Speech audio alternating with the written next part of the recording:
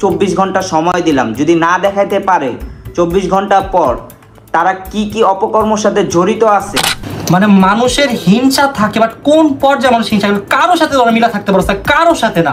ভাই তোমার শত্রু কি আমি একাই?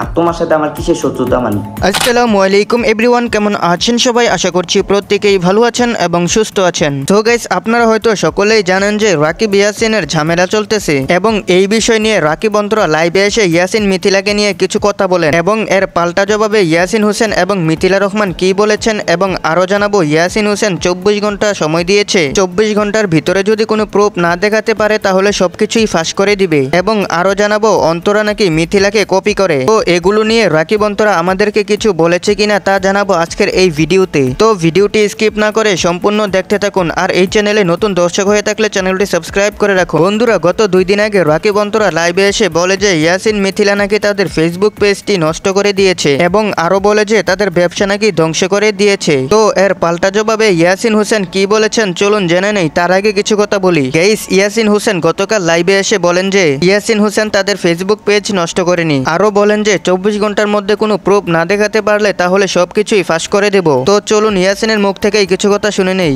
24 ঘন্টা সময় দিলাম, যদি না দেখাইতে পারে 24 ঘন্টা পর তারা কি কি অপকর্মের সাথে জড়িত আছে সবকিছুই আমি ইন ডিটেইলসে আপনাদের কাছে প্রকাশ করব।